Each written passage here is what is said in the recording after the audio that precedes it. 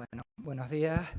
Vamos a dar comienzo a la primera sesión de la mañana. Nuestro conferenciante es el doctor Juan Francisco Mesa Sanz y viene desde la Universidad de Alicante. Juan, como lo llamamos, ¿no? Tiene una característica que no tienen ninguno de los invitados del YEMIR de este año. Es un extra en su currículum y es que él es miembro del Consejo de Redacción de Cuadernos del CEMIR. O sea que solo por eso lo digo yo, que soy el director de la revista. Por eso aquellos que no lo sepan, pues que sepan que lo digo por eso, ¿no? Bueno, bromas aparte, y me permito meter una cuña aquí.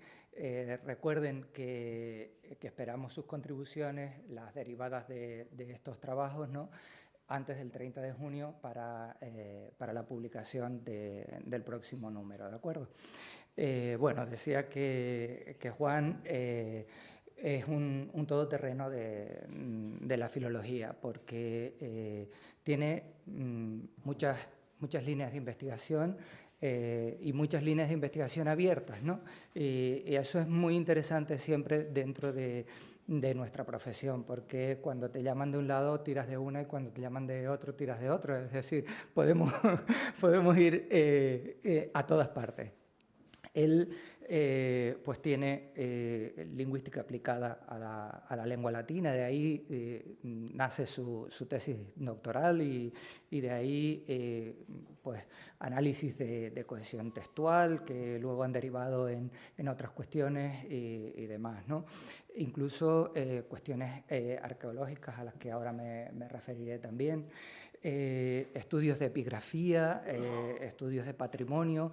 Estos son interesantísimos, la verdad, porque tienen muchísima relevancia y ahí pues ha acompañado a esas publicaciones con proyectos museográficos en los que pues ha reivindicado la necesidad de la filología latina, tanto para el discurso museístico, digamos, como para una posterior explotación didáctica, digamos, ¿no?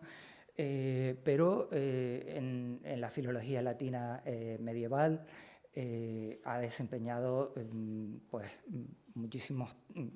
ha publicado, perdón, muchísimos trabajos y él es la cabeza visible del Corpus Documentale Latinum Valenquiae, ¿no?, del Codolva, que es un corpus precisamente que trata de sacar pues todos los textos, digamos, para ser analizados y, repito, explotados desde distintos puntos de vista. Y su última línea de investigación tiene que ver con el humanismo y la tradición clásica, ¿no? Es decir, como les decía al principio, abarca muchísimos campos. A él le debemos también la traducción de las Saturnales de Macrobio. Muchos damos las gracias por esa traducción. Y bueno, ha participado en proyectos muy interesantes, sobre todo a lo que me refería antes de musealización, ¿no?, en Zaragoza, tanto de museos del foro como las termas, el puerto fluvial o el teatro, ¿no? Ha sido decano de su facultad en 2 ocasiones, con lo que, como les digo, podríamos estar hablando de él durante mucho rato. Hoy nos va a hablar de la realidad y ficción del paisaje y la información geográfica en el drama latino del medioevo y la Edad Moderna. Juan, tu tiempo, adelante y bienvenido. Muchísimas gracias y gracias por la invitación, Toño. Gracias por la presentación, que siempre abruma. En el fondo hay que decir que a lo mejor quien mucho abarca poco aprieta, pero siempre es complicado. Más bien todo responde a romper con el adagio de latine es non legitur, que ayer se decía que mucha gente aplica. Pues sí, latine es legitur. y entrar, participar, reivindicar precisamente la situación que tienen nuestras lenguas clásicas y la necesaria participación que en todo momento tienen que tener. Y entonces es presentarse. Cuando se realizó la invitación, varias cosas, como ya se ha dicho, casi es un topos y de eso vamos a hablar, o venimos hablando, es decir, realmente se planteó un problema y un problema muy interesante. Estuvimos comentando, había varias posibilidades y acaba de mencionar mi participación en proyectos de musealización, uno de ellos el Museo del Teatro de Caesar Augusta, y hay una línea que es esa dedicación de cómo dar realmente cómo realizar la puesta en escena de las obras clásicas, de las obras medievales, de las obras del Renacimiento, qué podemos realizar con ellas. Y lo tenemos que hacer fundamentándolo en los propios textos. Del texto tiene que salir todo, porque si no, al final podemos estar inventando cuestiones que no vienen al caso. Pues bien, ¿cuál ha sido el problema? Y veremos si les puedo llevar con un cierto hilo argumental a lo largo de la exposición y trataré de ceñirme a los tiempos con ello. Que es, bueno, nos puede ayudar también la geografía y el paisaje, puesto que al final nos va a hablar del escenario. Cuando subimos a unas tablas, cuando llevamos una obra a escena, tiene que haber una escenografía.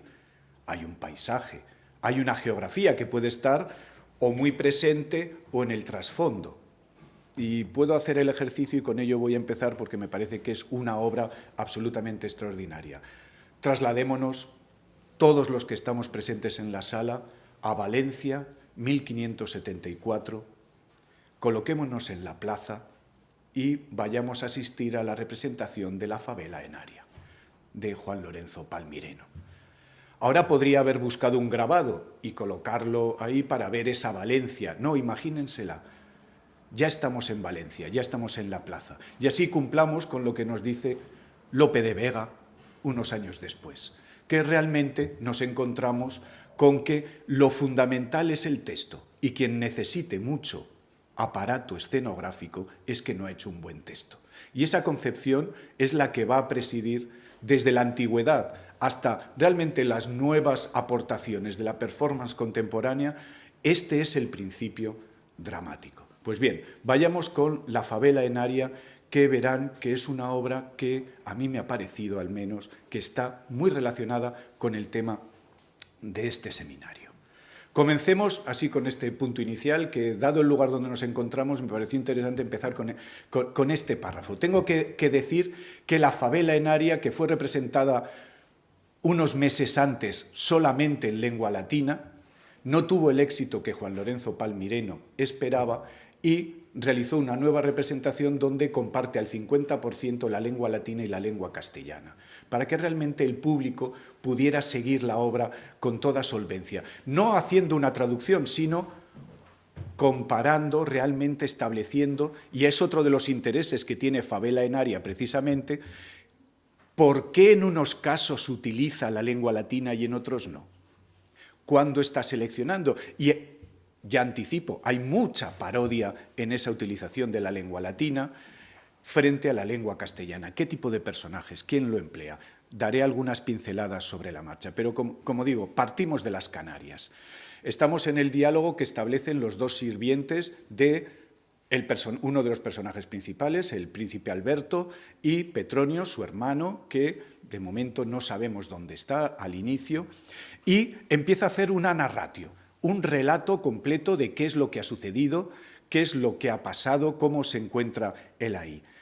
Bien, quitaoslo de la cabeza, porque como fueron estos dos hermanos engendrados en la caverna que vamos a ver como espacio mágico en el viaje, siempre aparecen este tipo de lugares, los antros, que van a tener una clave fundamental en todo el relato y criados en ellas. Parece que el sol no quiere verlos. Recibimos la carta en que nos contabas cuán áspera vida padecía Alberto en la prisión del rey de Dinamarca. Y aquí viene otro de los elementos de la Favela Enaria. Vamos a entrar en una confrontación entre Dinamarca, un espacio que pueden imaginar para ese público valenciano, simplemente era algo que estaba muy lejos, al norte, algo extraño, algo que también permitía establecer ese salto en el viaje hacia algo imaginario donde todo puede ocurrir y que además nos va a situar, y incidir en este tipo de cuestiones en un locus horroris. Ahí pueden suceder muchas cosas. Ahí uno puede estar preso y estar mal. Ahí puede haber un combate, puede haber un intento de violación. Todo esto puede suceder en ese espacio lejano. Bien, y ahora viene también la introducción de una geografía física y una geografía humana, que nos ubique qué es lo que ha sucedido. A la hora partimos de las Canarias y al cabo Bojador, saliendo a buscar agua en la ribera, como él venía mareado y maltratado de la tormenta, a la hora fue vencido y preso de unos hombrazos negros quemados del sol, los gestos horribles, y ahumados de vivir en el campo, los ojos garsos, los cabellos erizados, las barbas hasta la cinta, arrebujadas, unos corpazos gigantes, los miembros llenos de vello, el cuello duro y cocido al sol y al agua, las manos llenas de callos. En fin, eran tales que parecían ministros del demonio. Y así termina todo el círculo y nos ha hecho la representación, nos ha llevado a ese espacio que en 1574 es un espacio, como se decía ayer, en el debate que se establecía al final de la sesión, es un espacio imaginario, son las Canarias. No hace tanto tiempo que la corona española se ha instalado de manera definitiva en las Islas Canarias. Estamos en el Cabo Bojador, la famosa disputa entre la corona castellana y la corona portuguesa por el Cabo Bojador. Todo esto que son sonoridades y qué tipo de población hay. Nos ubica en ese espacio imaginario. La negritud como el mal, con esa relación con el demonio, como es normal. Bien, todo esto es lo que sucede, pero no solo estamos ante estas cuestiones geográficas, sino que todavía para realizar ese salto imaginario mucho más pronunciado, antes, en el arranque, nos ha colocado en una completa anacronía, puesto que teóricamente la favela enaria transcurre en época contemporánea. Realmente estamos hablando de la aparición de caballeros andantes. Pero vean, en aquella noble ciudad que los mellizos criados de la loba fundaron, Roma, reinaba el gran emperador Vespasiano, y como por ciertos alcaldes fuese maltratada la Francia, ya estamos saltando de un lugar para otro, rebeláronse muchos príncipes de aquella provincia. Entre ellos fue muy señalado Julio Sabino, hombre de gran linaje y el más rico de todos. Este personaje aparece citado en Tácito, estamos en el siglo I de la era, por lo tanto. Pero como no les sucedió como esperaban, unos se huyeron a tierras de bárbaros, otros se mataron con sus propias manos. El Julio Sabino, por verse en lo mejor de su edad y casado con Eponina, gallarda y hermosa para mirar, no se atrevió a llevar moza de tan tiernos años a Berbería. Roma, Francia, Berbería. Temiendo que o se la quitarían o por causa de ella sería conocido. En fin, llamó dos de sus criados, de quien mucho se fiaba, y recogióse a una casa de monte que tenía y escondióse en unas cuevas y cavernas, que allí es donde van a nacer Petronio y Lauredana, como nos dicen a continuación. Anticipo que Petronio y Lauredana aparecerán al final en algo que es, no sé si conocen la favela enaria bien, pero es una obra auténticamente extraordinaria, porque van a dedicarse ambos mellizos a la caballería andante. Y tenemos ahí una dama andante, caballera andante o una caballero andante. Pongan ustedes lo que quieran, que va a formar parte de la trama de Favela Enaria, porque va a ser realmente la heroína que al final salvará al príncipe Alberto y a la princesa Enaria en duelo singular en Dinamarca. Por lo tanto, tenemos una anatopía, porque están realmente yendo de un lado para otro todos los personajes. Pero hay más. Claro, nos ha hablado antes de que se ha producido un naufragio. Ahí nos encontramos con que su señor ha quedado preso de esos hombres que parecen demonios. Pero ¿cómo ha llegado este sirviente? Porque realmente Palmireno, aunque estemos hablando de una favela, él mismo nos dice, esto no es una comedia, esto no es una tragedia, no es una tragicomedia, es una favela. estaría más relacionada con una farsa hispánica que él mismo cita en ese momento. Estamos ya en el siglo XVI, estamos ante otro tipo de teatro que se está llevando a las tablas. Pero no deja nada, a pesar de ser una farsa, va juntando todos los hilos de la trama. ¿Cómo ha llegado este sirviente hasta Dinamarca? Nos lo tiene que explicar y lo hace. Y ahí ya cambia a la lengua latina. Y verán, dice, ante quan ipse capere turperierat, omnia infelici naufragio, quod tibi melius au commodius depingere non possum quam fecit is versibus varro. Y claro, no voy a leerlo todo para ir avanzando. ¿Qué es lo que hace en el relato? Hasta ese momento había hecho una narratio de carácter histórico, nos había contado, nos había ubicado cronológicamente, pero perdiéndonos en el tiempo. Nos había ubicado geográficamente o había hecho un relato donde ahí estaba aplicando su propia memoria. Pero ahora, cuando va a hablar de cómo se produce el naufragio, resulta que recurre al elemento oculto, un texto de Varrón. Texto de Varrón que incluso pueden ver entre paréntesis angulares en el texto que su edición de Varrón, esa referencia de Varrón, no contenía a quam vomentes inferam mortalibus. Estamos ante una referencia de qué Varrón estaban leyendo en Valencia en 1574, ahí ya estamos ante una referencia erudita. Realmente está jugando entre la memoria y la erudición, algo que va a estar empleando de manera continua en Fabela Enaria. Y continúa, una vez que ha hecho la referencia culta, todavía no nos ha explicado, nos ha hablado del naufragio. El naufragio es un topos literario por excelencia. La Eneida de Virgilio empieza con este mismo topos, por lo tanto, había que recurrir al erudito. No olvidemos que Juan Lorenzo Palmireno era profesor de retórica en la Universidad de Valencia y que eran sus alumnos los que hacían la representación. Por lo tanto, había que ir recurriendo a todos estos elementos para que aparezcan ahí. Pues bien, ahora vuelve y ahora recurre a la memoria, y es cuando nos dice mare commotum, totolitore, feruente aestu, y vuelve otra vez a cómo se produce la huida. Y va a recurrir también a tópicos ahora propios de la comedia. Primero, nos vuelve a hablar de esos seres que han apresado a su señor, ahora vulcani ministros, con elemento cultural, erudito. Pero va a recorrer todo un territorio, primero es el locus horroris, in silvis, por excelencia el bosque, en este caso está recorriendo teóricamente esas referencias que estaban llegando de la exploración geográfica acerca de cómo eran las junglas, qué era lo que se estaban encontrando los exploradores. Es un territorio propio de Barbarus, in nemore, está jugando con el léxico, porque esto es lo que hacen los humanistas, jugar con el léxico, reflejar de manera permanente que tienen un elevado conocimiento de ese vocabulario. Y, finalmente, el topos de la comedia, los piratas. Es capturado por unos piratas de Marsella y de esa manera llegar a la Galia. Y una vez que está en la Galia, ya no hay problema. De Roma, Francia, Berbería, ya tenemos todo ligado, pues una vez que está en la Galia ya ha llegado a Dinamarca. Y por eso está manteniendo esta conversación con el otro siervo.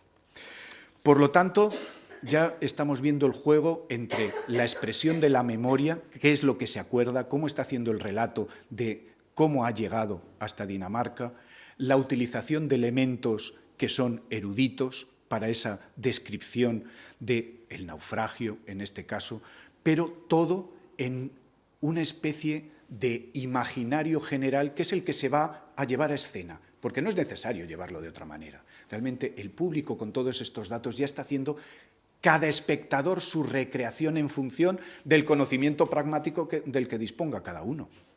Esto es lo que está sucediendo con todo ello.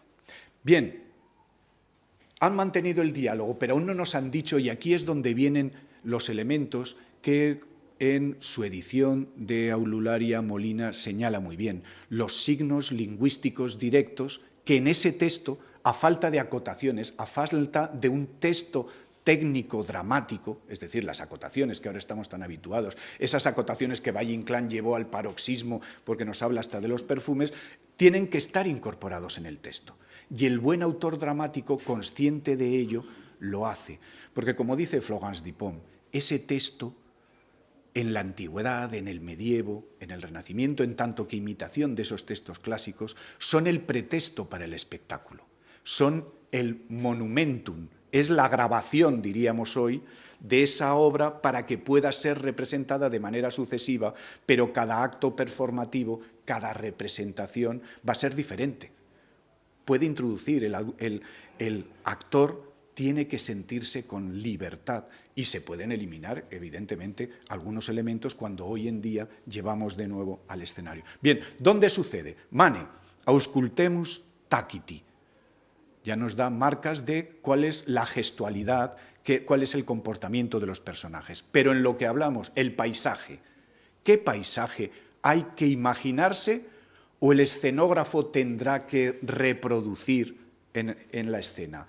Haec es aula regis, quierum meum in vincula conjecit. Iusit eius filia et justa pomarium ean spectaren, quoniam desideraban non nulla per contari quae credebat mi esse cognita. Por lo tanto, el palacio del rey y el bosque, el pomarium. Un bosque que está siendo cuidado, un bosque que sirve para la caza, que es donde los príncipes y los nobles van a realizar la cacería. En estos dos escenarios va a desarrollarse toda la obra. Ya nos lo ha dicho al principio, ahí está, verbalmente, lo dice el texto, imagínenselo, no hace falta más atrezzo, no hace falta más desarrollo.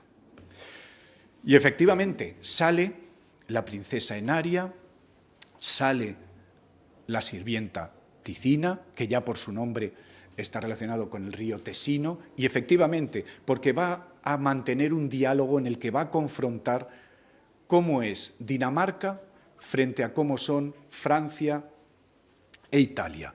Porque la sirvienta dice lo siguiente, cur ab Italia discesi misera, quae divites locupletes ed opulenti florentini mercatores, quanta labora negestati hic ed ipsi et aulici. Confronta, se está lamentando, en mal momento salí de Italia. Es mucho más rica Italia que Dinamarca. Aquí hasta los ricos son pobres. ¿Dónde están esos mercaderes florentinos? Los aulici son tan pobres como estos de aquí. Esto no tiene sentido. A lo que le va a estar replicando continuamente Enaria. Videvis tandem nostra occupia et venationes, quae nunquam non tuan Italian magnis titulis exornas. Bueno, vas a comparar las posibilidades de caza que tenemos aquí en Dinamarca con lo que tienes en Italia. A lo que le replica. Era credis meu affectu ductam ide ficere, utinam princeps aliquis Italus aut Gallus te ducat uxoren. Te deseo un marido que sea francés o italiano, porque con eso vas a salir ganando. Claro, porque, y ahora viene la réplica, le ha dicho, no, si nosotros en este pomarium, que es donde estamos, cazamos muy bien, tenemos de todo. No, compara. In nostra regione viridaria et saepta ferarum quae aparquendo, y ahora entra la lengua vulgar. Parcos vulgus apelat, los parques. Realmente el coto de caza. Ea lateritis maenibus quinta viginti miliarium spatium complectuntur, paratis semper ad principum voluptatis omnis generis venationibus ed aucupis. Lo tenemos todo preparado. Si lo que te gusta es la caza, tenemos los mejores cotos de caza para que pueda desarrollarse. Y entonces viene una réplica diferente que nos va a ir introduciendo en otro topos. De amuenitate loci. Vas a comparar el gusto, el placer que produce este pomarium de Dinamarca frente a lo que me estás contando, esos parcos que aparecen ahí, longo en in intervalo Italia nostra regione superatur. Esto lo supera Dinamarca, pero vamos, de largo, longo intervalo. Esto aparece, no, esto no tiene, lo que me estás diciendo no tiene demasiado sentido. Y claro, de ahí no pueden salir. Tiene que aparecer una segunda criada, también, en este caso, procedente de Italia y de la Galia, que tiene que dirimir entre ambas, decir, bueno, ¿qué es mejor, Dinamarca o Italia? ¿Qué es mejor, ese sur de Europa o ese norte de Europa? Y dice, Requitavo versus, esta es Firmina, es la que da una opinión más firme. Requitavo versus, quos eri dulci patria recordatione componevan, venieva d'inventes quiguitas ila, y ahora viene una descriptio loci, caeli clementia, ubertate agri, duorunque fluminum, Lión. Está hablando de Lión, casi con toda seguridad. Ha habido algunas interpretaciones que nos llevan a Austria, pero eso carece de sentido dentro de la argumentación de Fabela Enaria. Es Lión de lo que está hablando. Omnis generis fructus admirabilem, copiam inveentium, opportunitate clarissima. Videbar mihi videre, lapideum pontem perpetua protectum, contignatione, munitumque propugnaculis adutrumque caput, ed ornatum peristilis, sed audi carmen. Claro, y aquí lo que va a hacer Firmina, igual que ya había hecho antes el sirviente, es recurrir al elemento culto. Había sido un hallazgo maravilloso la localización del Satiricón de Petronio. Y en el canto 131 aparece un locus amoenus. Y ese locus amoenus reflejado en el Carmen 131 del Satiricón de Petronio es lo que le sirve a Firmina para decir, esto es como canto yo las excelencias de mi patria. Bien, no lo voy a desarrollar en completo, pero ahí lo tienen. Nobilis aestiguas plátanos de funderadumbras. Los árboles, los platanales, extendían ya sus sombras por el territorio y a partir de ahí el césped, que es agradable, el agua, los trinos, todos los elementos que forman parte de ese lugar perfecto en el que se puede desarrollar. Por lo tanto, Lión, esa ciudad que desde la memoria nos acaba de describir, luego es refrendada con la referencia culta, es un locus amoenus. Y ahora viene las frases lapidarias de Enaria, que es el juego que está estableciendo de manera permanente Palmireno en Fabela Enaria. Por un lado está el Carmen, el elemento culto, y que le contesta, le replica de manera inmediata Enaria. Carmina fide carent. Eso no es real, es imaginario. Lo que me estás contando ahí es imaginario. Pero en segundo lugar, egregie laudasti patriam. Está muy bien, claro. ¿Cómo no vas a alabar a tu patria? Y ahí viene el juego de la memoria. Todos cuando recordamos, cuando realizamos ese recuerdo, caemos en lo que hoy en día diríamos autoficción. Estamos ficcionando, estamos recreando. La memoria pasa por nuestros recuerdos y por la recreación literaria que se lleva a cabo.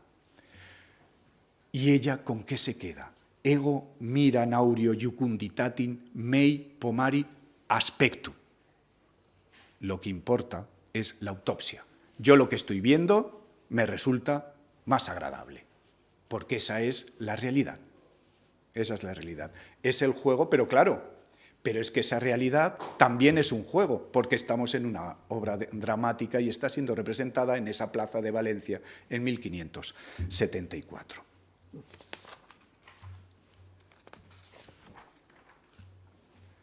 Bien, luego vienen otra serie de interpretaciones, vean esta cuestión absolutamente ficcional acerca de las cosas de los ligures, es decir, de Génova, donde dicuntur avere mares in piscibus, montes sine lignis, esercere mercaturam sine pecunis, latine scribere cum nunquam ad ludum literarium profecti fuerin, que es lo que le interesa a Palmireno decir realmente ahí. Estos ligures dicen que hablan latín cuando nunca han estudiado.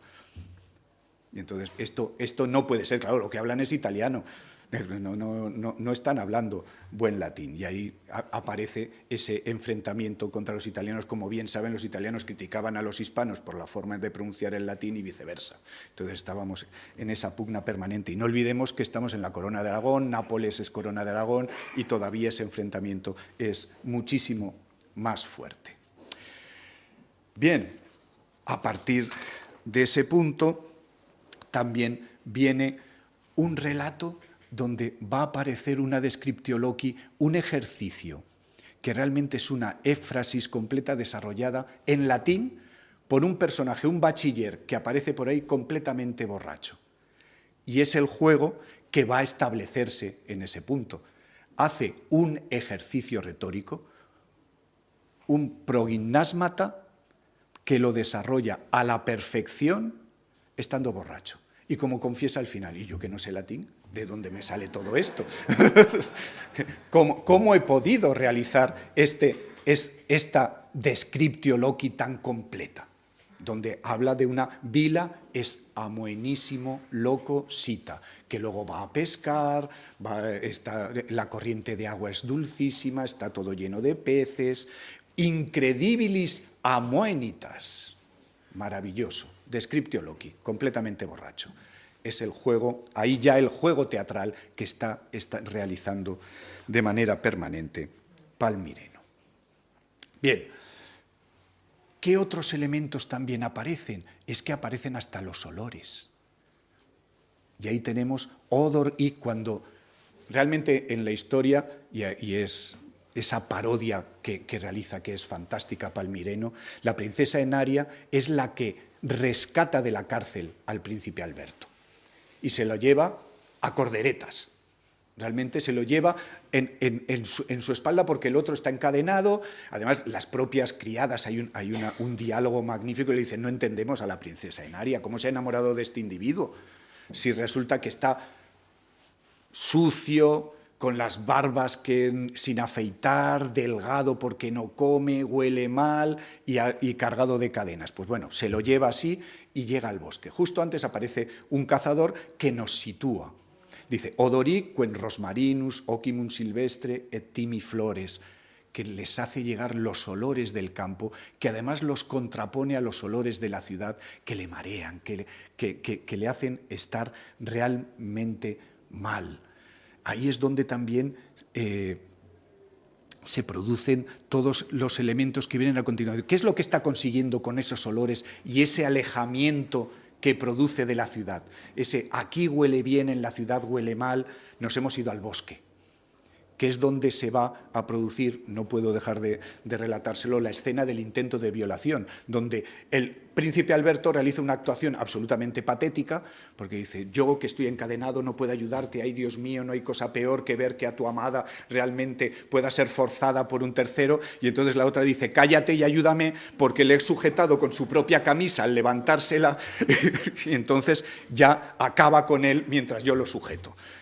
Y así sucede. Pero en ese momento, voces siento en este bosque y de gran dolor. Aparecen el caballero, y voy a llamarla así, la dama andante, y la dama andante, que llegan a ese bosque, porque claro, es el territorio donde se tienen que producir todos los elementos y los combates mágicos de la caballería.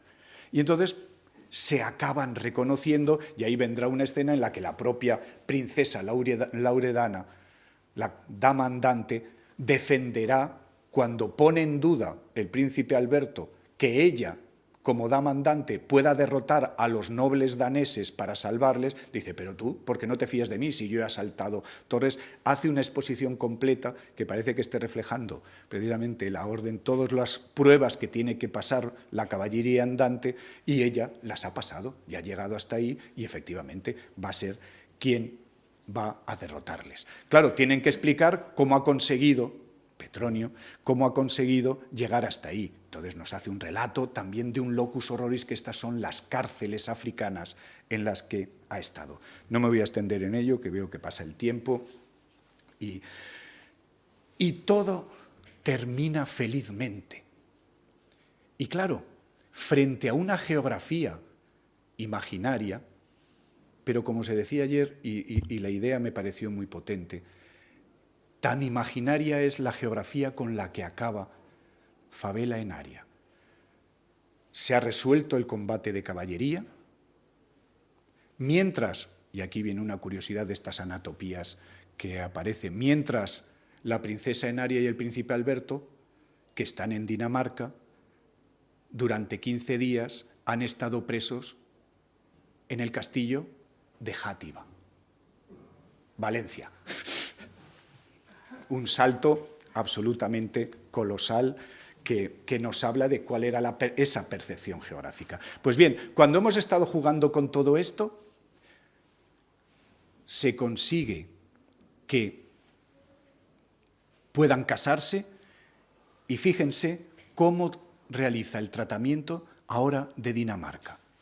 Nos dice: pues les parecía que por el gran frío era inhabitable y que los romanos habían hecho un gran milagro en llegar al cabo de Skagen, que es en la parte occidental que llamamos Jutland, y los extranjeros llaman Cimbrica Chersonesus, porque se pone entre dos mares como una lengua de tierra. Esta se queda el rey, y la parte oriental, que tiene las grandes islas ricas y fértiles de la Escandinavia, Fion, Falster, Laland, Sedland y las demás, da en dote a vuestra excelencia. Y luego ya le dice allí bajo en el cortijo, le hemos dejado las prendas y ahora vámonos a casarnos, y termina la obra. ¿Qué diferencia en el tratamiento geográfico a todo lo anterior se percibe? Estamos ante un texto casi jurídico. Lo podríamos trasladar a un privilegio.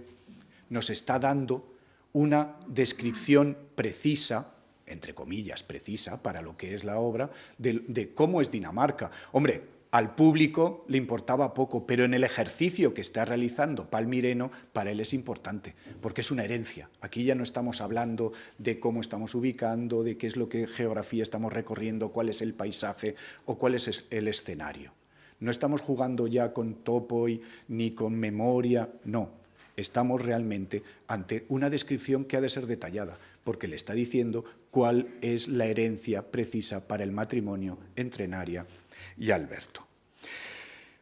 Pues bien, todas estas geografías son las que aparecen en Favela Enaria. Si he empezado, y además me he extendido muchísimo con este ejemplo, es porque realmente en Favela Enaria está reunido el tema geográfico donde aparecen todos esos elementos, lo imaginario, lo real, esa autopsia que nos dicen que están realizando, están los topoi, locus amoenus, locus horridis, están los ejercicios retóricos, todos los progymnasmata, la descriptio loci, la éfrasis, todo ello va apareciendo en la obra.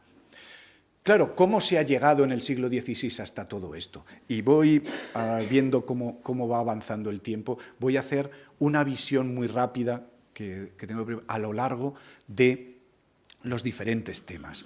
El resumen, efectivamente, como Ubensberg ha establecido, nos estamos fijando en el espacio dramático, que es donde tenemos ese texto literario, el que a partir del texto literario, de lo que aparece en el drama, podemos reconstruir. Claro, luego hay el espacio teatral, donde están los comediantes, el espacio escenográfico, donde se unen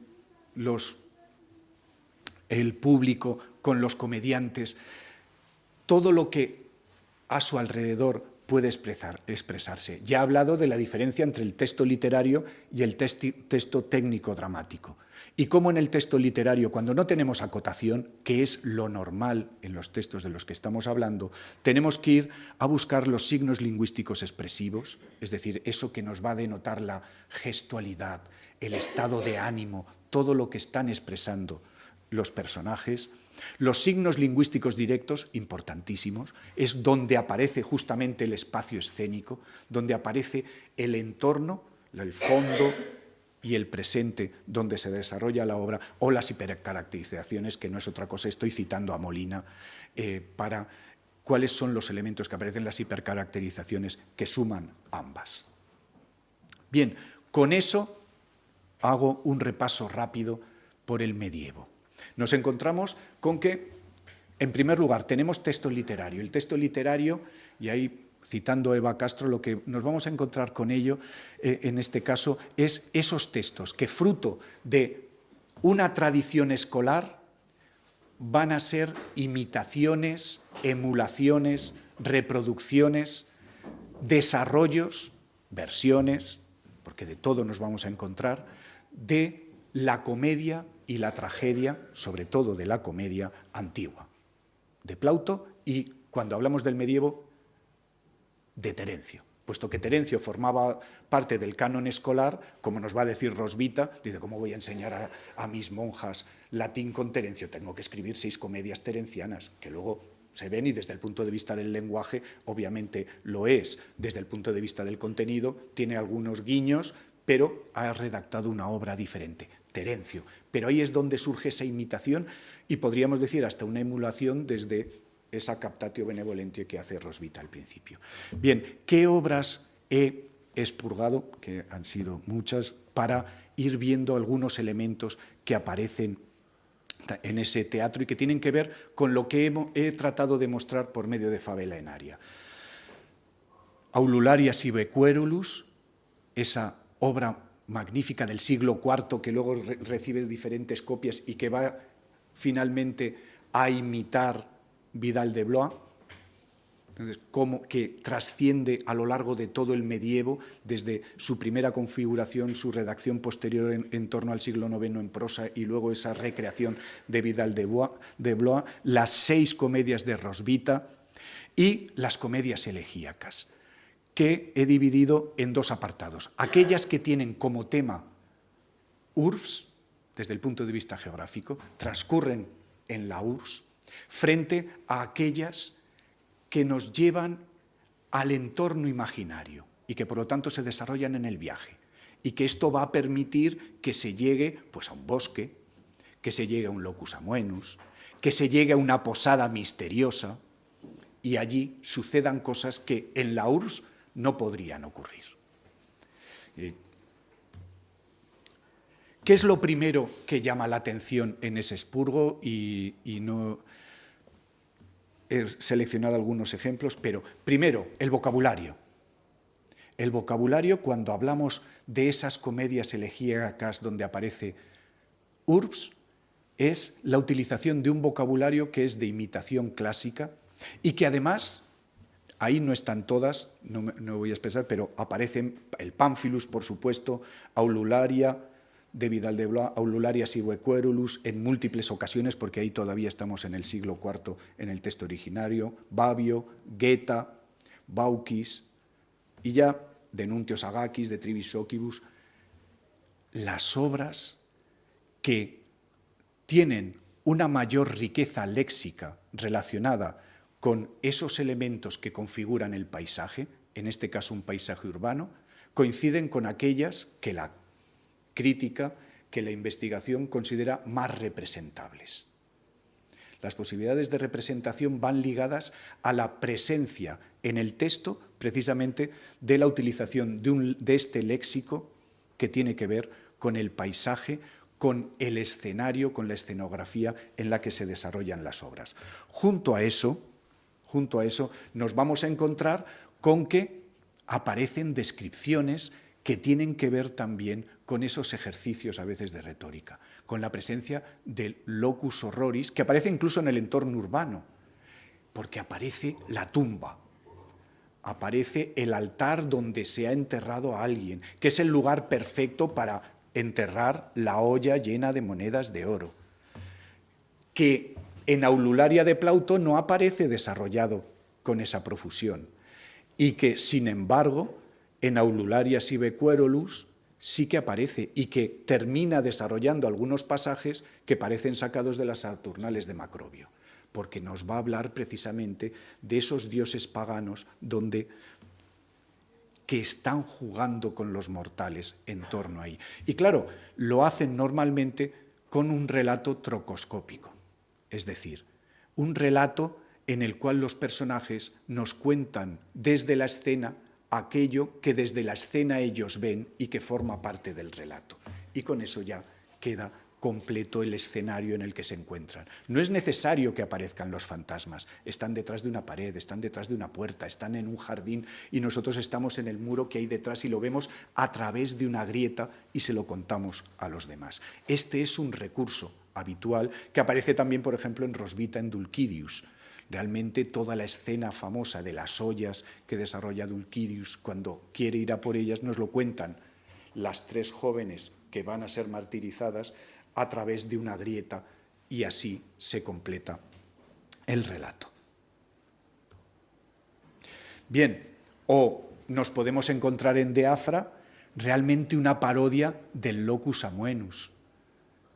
Quiero leérselo frente a esos plátanos que teníamos antes para que vean hasta dónde llega la parodia y el juego que forma parte de ese aprendizaje escolar que están desarrollando los autores anónimos de este tipo de obras, porque es Flori that be with me tradita vinia, dives, fructu, presignis palmine, fronde vires, meduque, floriger aquelum cervique salutans, vultu respexit lucidiore joven. Y ahora viene la gran parodia. Todos son, casi parece un diccionario, puesto en orden.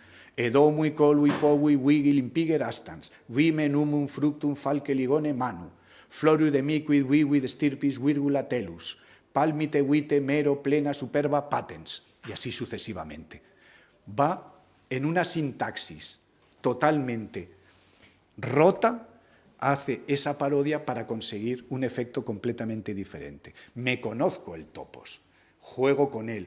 Pensemos que estamos hablando de un entorno escolar en el cual se podían realizar las lecturas para el disfrute de esos escolares que están desarrollando las comedias elegíacas. O tenemos también una descripción, esa geografía humana de los personajes. Geta habla en ese duelo que establece Geta, en lo que está recreando, versionando, es el anfitruo. Y entonces ahí aparece, como teníamos antes en Favela Enaria, la definición de la negritud. Non accipe quis color et que forma mihi, quos in singula facta modo.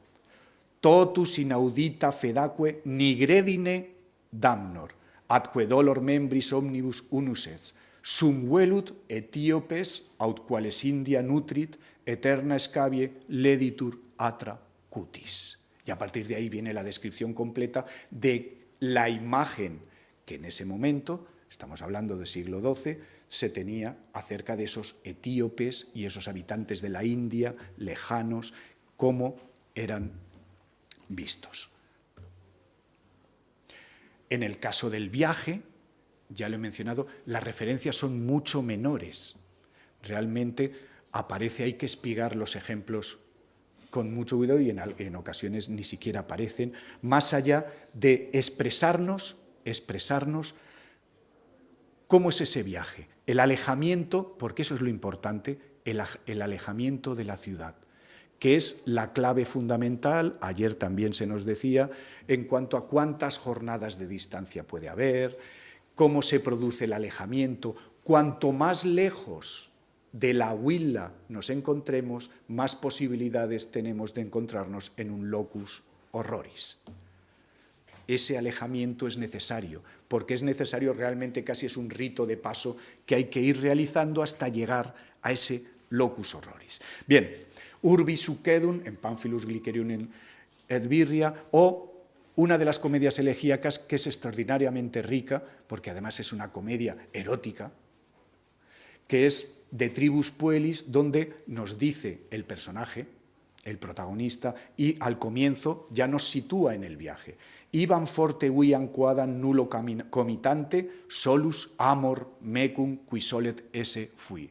En 2 versos ya sabemos que nos vamos de viaje, se va a producir el alejamiento va vamos a ir a un lugar donde pueden suceder cosas y nos dice el tema, amor, que es el tema de la comedia elegíaca. Claro, llega un momento en el que se va a producir la llegada a un locus amoenus. Claro, estamos en el alejamiento y como vamos a hablar de amor, aquí no hay locus horroris.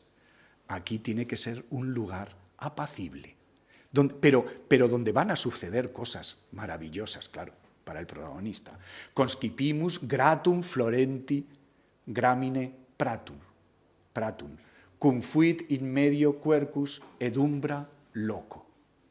Nam placuit nobis omnibus ille locus, hic in graminia primus telure resedi, precepique suo, quamque sedere loco. Y así llega la noche, en ese lugar alejado, agradable, donde pueden suceder hechos sorprendentes.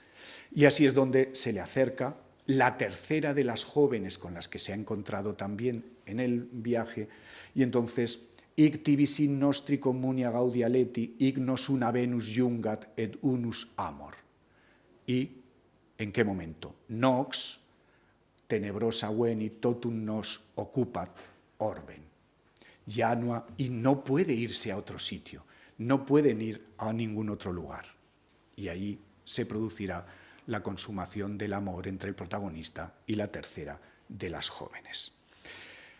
En De Clericis es rústico, en cambio, lo que nos da es, vean la recreación, por eso estamos ante realmente autores que están haciendo un juego retórico. Uno quiere ver ahí esticomitía, no es esticomitía porque no es una alternancia entre versos, pero es una verbicomitía, puesto que fíjense cómo describe la partida del viaje y cómo se va produciendo el alojamiento. Consoci, quid, iter rapiamus, quid placet, ire, ad sacra, quando, modo, quo, prope, fiat ita, adatis peran lateri, ecce, crucen scapule, ecce, et baculum manibus, ecce, venite, bene es, immo males, quid oves, quod aves expensa, quid ergo in gremio portas, ecce tot, ogni iles, ecce moram facimus, sol ian declinat, eundun es, quam quitius, procul es urs estimulate gradus, sit quis ad hospitium prior ibit, si placet ibo. Han hecho todo el viaje. Y uno de los tres clérigos que están va a marchar porque no se fían de ese lugar alejado que es el hospitium. Y entonces ahí se va a producir un engaño por parte de este personaje en relación a sus dos compañeros. Soluciona el viaje de una manera rapidísima, con ese juego verbal que se ha establecido. Bien, de Mercator es una historia completamente diferente. El engaño es el famoso relato del niño de nieve. El mercader se marcha durante mucho tiempo porque tiene que ganar dinero, es lo que aparece en los versos 1 a 4, va a recorrer Pontum, va a producirse ese alejamiento y la mujer pues tiene un hijo, mientras el mercader desaparece. Cuando llega a él le dice, no, mira, es que me comí una bola de nieve y ha nacido el niño. Total que el mercader acaba llevándose al niño y entonces aparece esa descripción de un territorio meridional, con lo cual también nos está ubicando probablemente en el Mediterráneo, y claro, el niño le dice, lo vende como esclavo y luego al volver le dice, mira, lo que ha sucedido, aparece ahí, es que se ha derretido el niño y ya está. Pero está jugando con esos elementos geográficos a llevarlos adelante. Claro, he hecho hincapié en esta cuestión y esto me sirve para de un plumazo hablar de Roswitha. Es fantástico el estudio realizado por Alberto Montaner en 2018 acerca del locus horroris, que él acaba definiendo en su trabajo, utilizando además la visión económica, cómo podemos hacer, y que habla de este alejamiento, para decir, es independiente, ¿qué es un locus horroris? Es independientemente del aspecto concreto que adopte, el espacio caracterizado por su carácter indómito o no domesticado, alejado de la acción y la presencia humana y donde, por tanto, las fuerzas naturales resultan incontroladas. En esa combinación de aislamiento e indefensión, lo que es capaz de producir la sensación de temor, en gradación desde el recelo al pánico, que le ha dado nombre, y la clave de su utilización como escenario propio del crimen violento. en determinados ordenamientos jurídicos y de la aventura, a menudo con tintes maravillosos, en las obras literarias. Porque, claro, lo interesante, y esto a partir de la documentación administrativa, especialmente la que Alberto Montaner ha estudiado mucho, que es la del Reino de León, es cómo se produce el locus horroris, donde tenemos por un lado la parte que nunca suele ser locus horroris, aquello que es domitus, que está domado, que es cultus, que está cultivado, populatus, que está habitado, esto se relaciona con el término huila, y también huia, que pone en relación esos territorios precisamente, pero que a su vez es el camino que nos puede llevar fuera. Y claro, como ayer cuando se estudiaba o nos presentaban el término, claro, hay muchas maneras de entender ese locus horroris, ese locus horribilis, que también aparece mencionado de esta manera.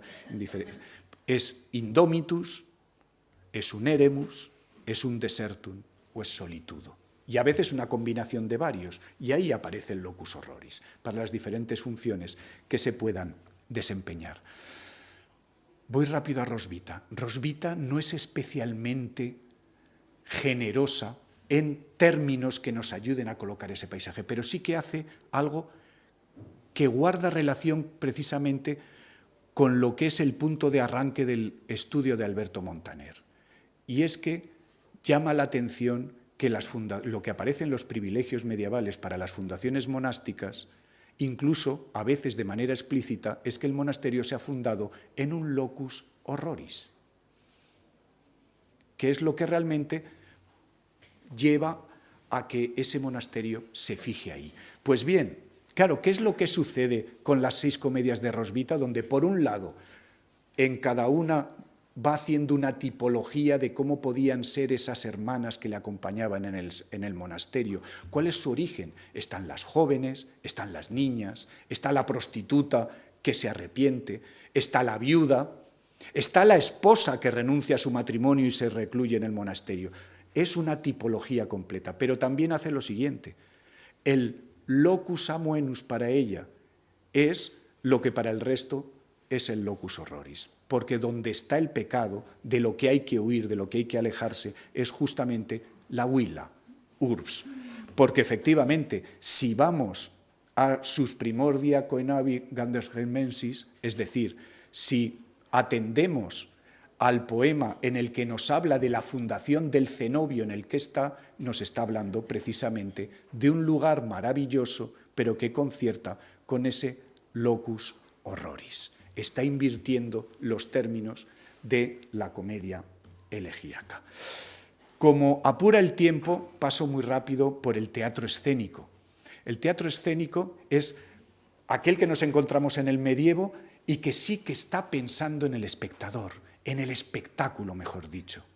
Claro, ahí lo que nos van a aparecer son 2 pequeñas joyas, una muy fragmentaria, Terentius et Delusor, donde la referencia es apenas, hay acotación escénica.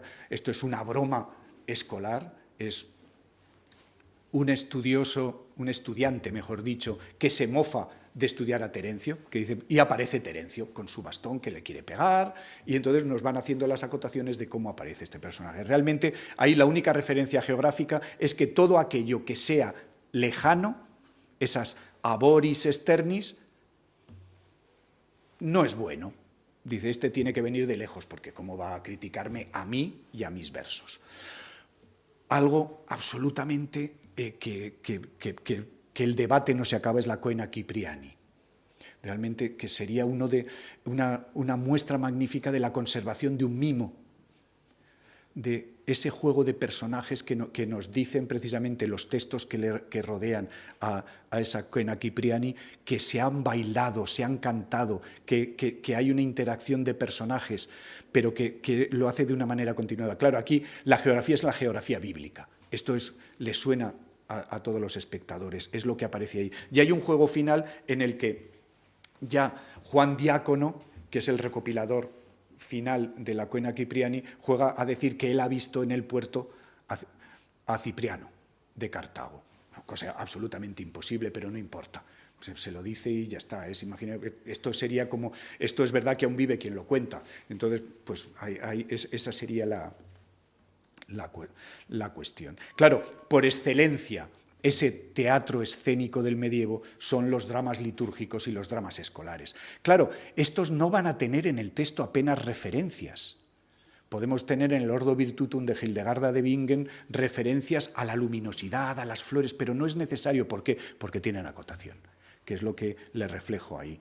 En la conversión de San Pablo, lo que nos dice es que tenemos que tener a un lado Jerusalén y al otro Damasco, y montamos las sedes. En el caso del Ordo de Isaac et Rebecca et Filiseorum Requitandis, tenemos que tener las tiendas. Y el que es absolutamente, y que debió ser una representación impresionante en el monasterio de Tegernsee, fue el Ludus Antichristi. Porque ahí nos aparecen realmente 7 sedes, el desarrollo de batallas, cómo se mueven los personajes de un lugar a otro. Pero efectivamente es una geografía imaginada, más que imaginada, simbólica. Estamos hablando de Ambrosio de Milán, estamos hablando de la interpretatio típica. Hay niveles de interpretación que en función de la capacidad intelectual del espectador va a poder desentrañar. Y esto se le suministra en un gran espacio público con movimiento escénico y acotaciones. Por eso, frente a esa ausencia, se ve muy mal, ya lo sé, lo siento, frente a esa ausencia de referencias, de topo y literarios en los dramas litúrgicos y escolares, resulta tan llamativa la aparición de un locus amoenus bíblico en el final del Ludus de Maús, en su desarrollo completo, yendo vos turturis auditaes in turribus Jerusalem, veni amica mea, surge aquilo et veni auster, per flaortum meum. Tenemos todas esas influencias orientales que llegan desde la Biblia, que están arribando, que aparecen ahí y que aparecen en un texto que resulta sorprendente, que aparezca y se desarrolle de esa manera. No sorprendente por imitación bíblica, sino sorprendente por tratarse de un drama litúrgico donde no suelen aparecer este tipo de elementos. Bien, el Renacimiento, y acabo, nos va a traer una situación completamente diferente desde el punto de vista imitativo. Me he ido, para presentarlo, y solo voy a explicar de manera muy rápida, a las 5 primeras comedias humanísticas, Paulus, Filodoxeos, Fábula, Filogenia, Edepífebus, Crisis y Epirota, y 6 tragedias humanísticas, Eserinis, Aquiles, Progne, Iemsal, Fernandus Servatus e Historia Bética. ¿Por qué estas 2 últimas? Porque así permite una ligazón con Fabela en Aria, puesto que estamos en la corona de Aragón y esa fijación del rey católico y la conquista de Granada, que dieron lugar precisamente a estas 2 tragedias humanísticas, a imitación de Séneca. Donde nos va a aparecer, en el caso de Fernandus Servatus, va a aparecer el apóstol Santiago, que se le aparece a la reina Isabel, con todos los tintes que tienen los fantasmas, los monstruos que dice Florence Dupont en Séneca. Aparece exactamente, obviamente, es el apóstol Santiago y va a ser tratado como tal, pero toda la forma de reflejarlo es la propia de Séneca. Vamos a las comedias. ¿Qué es lo que sucede, puesto que antes en las comedias elegíacas había reflexionado sobre la utilización del vocabulario? Fíjense, en la parte de arriba tenemos el vocabulario específico de la URSS que aparecía en esas comedias, cuando eran más representables. Fíjense lo que sucede junto a las anteriores. Nos aparece Macelum, Hortulus, Ecclesiam, Wicinia, Templum, Posticus, Quela, Platea, Edis, Cubiculum, Taberna, Angi, Portus, Turrin, medieval. En las referencias en las que aparece, estamos ante una descripción que en este caso ya nos está describiendo una ciudad del medievo. Hortus, Divorticula, Porticus, Deambulatorium, Escaligradium, Fenestrelam, Cellula, Valnium, Cavea, Area, Tectoria, Edícula, Caupón, Anfanum, hasta ahí. Realmente se multiplica. Son humanistas. están demostrando el conocimiento de los textos, del vocabulario, y hacen una descripción mucho mayor, introducen todos esos términos, nos van a mover mucho más por la ciudad, que es lo que hace Leon Battista Alberti, que en este caso es, en Philodoxeus Fabula, mucho más explícito. Estamos ante un arquitecto. Entonces nos dice cómo llegar a una casa, nos dice en qué situación se encuentra la casa. Voy a saltarlo para cumplir con el tiempo. Cómo va a poder alcanzar el lugar al que tiene que llegar. Pero en la tragedia lo que va a abundar es el relato del locus horroris, la guerra, en Ecerinis, que luego va a ser representada todas las Navidades como un elemento patriótico en ese enfrentamiento entre güelfos y gibelinos. Pues bueno, aparece ese locus horroris porque además se completa con algo que solo aparece en Ecerinis, que es la única acotación escénica que aparece en estas tragedias, porque junto a ese locus sulfuroso, oscuro, porque realmente estamos hablando de un caudillo cruel, va a acabar realizando una invocación a Satán, dejando claro cómo es este personaje. Y entonces tiene que aparecer ese entorno, y aquí sí hay una acotación. ¿Cómo tiene que hacerse esto? ¿Cómo se tiene que llevar a escena? Bien, en otros casos lo que tenemos es una descripción geográfica, unos límites. En el caso de Progne, ¿cuál es el reino y dónde se encuentra ubicado? Llego así, para terminar, a las conclusiones. Realmente las he ido anticipando. Nos encontramos ante la situación, y era lo que trataba de transmitirles, en que cuando hablamos del texto dramático, el juego que se establece con el espectador, cuando hablamos, respondiendo a las cuestiones del seminario, entre realidad y ficción, lo que estamos haciendo es ficcionar en todo momento. Estamos llevando de la mano al público, al lector, en ocasiones, a un espacio que es imaginario, a veces real para los personajes, que está sirviendo de fondo y de presente, pero que todo eso lleva de la mano. Y cuando hablamos del drama latino, puesto que estamos hablando de un drama que es culto, que es erudito, hay un juego escolar y culto que está siempre reflejándose. La retórica aparece de manera continuada.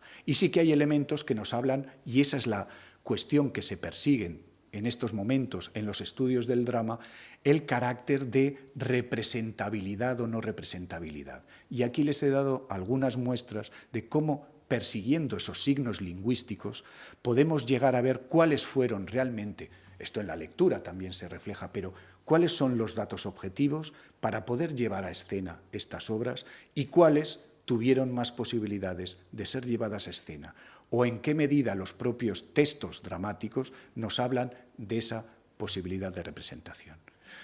Muchas gracias por la atención.